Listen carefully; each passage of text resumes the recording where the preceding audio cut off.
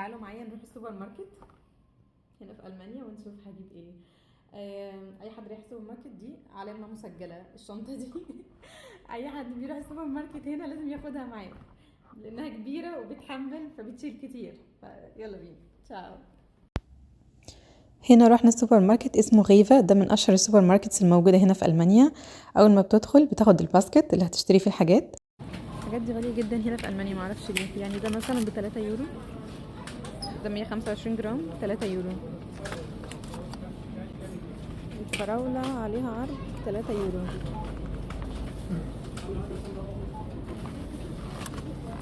ناخد احنا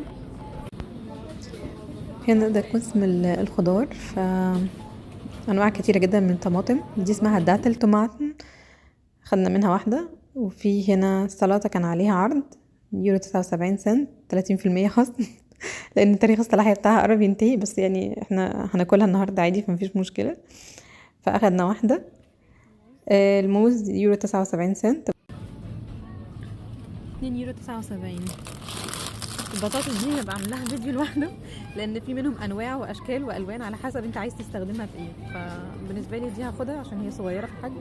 دلوقتي خلصنا الخضار والفاكهه، ندخل بقى على اللحوم والجبن والحاجات دي، نشوف بقى هنحتاج منهم ايه.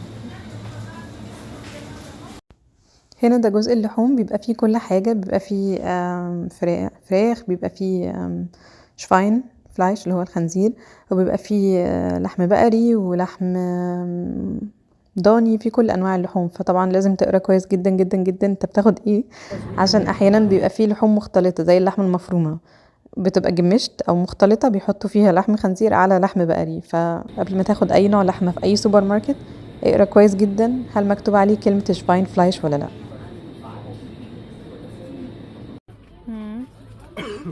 عامل كام ده؟ يورو 29 سنة. شفامتوخ. شفامتوخ. This is عشان 95 سنة.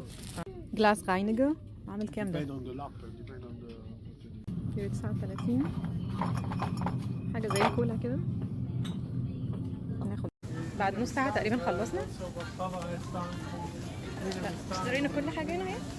هنا في نظامين، في نظام الكاسة اللي هو بتروح بتحاسب، حد قاعد على الكاشير يعني بيحاسب لك، وفي هنا نظام أجهزة لوحدها ممكن تحاسب لنفسك. اوكي، فاحنا هنختار الكاشير لانه اسهل وفاضي. فنشوف بقى هدفع كام.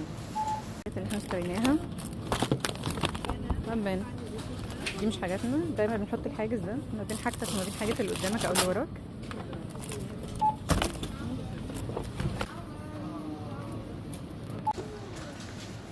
48 يورو 39 سنت وبس كده. تشاو.